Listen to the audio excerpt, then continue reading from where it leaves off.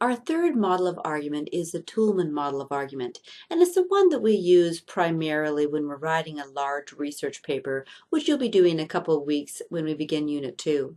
But there's some ideas in the Toulmin model of argument that might seem a little bit foreign to begin with, so you'll want to be sure to read the textbook section below, but I'm going to talk a little bit now.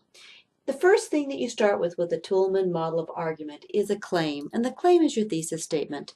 And there are three different types of claims. There's claims of fact, claims of value, and claims of policy. Now, a claim of fact sounds almost like it is a fact as opposed to opinion. Not so. All thesis statements are an opinion of sorts. When I say something like, streets are necessary for travel, well, that isn't exactly true. People could argue with that. It has become a thesis statement, but it is an example of a claim of fact. A claim of value would be something like well-paved streets enhance property values. What I'm saying then is that good streets have a value to them. Not just that we need them, but that they have value. A claim of policy usually has the word should or ought in it. For example, we need to create good streets so that we have the best method of transportation in emergency situations. Now you see how it becomes a little bit more complex.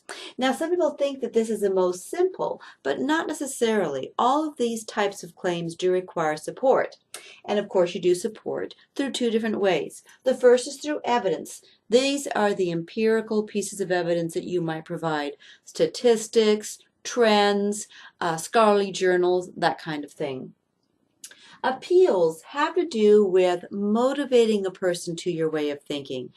Of course we want all children to be fed. So when I show you again the picture of the child in Africa with a distended belly and obviously very hungry and the flies are buzzing around their eyes, that's a motivational appeal. You want to help other people, and so that is a way of creating a motivation in you to believe my argument.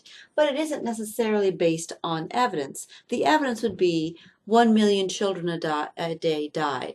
That would be a piece of evidence, an empirical piece of evidence.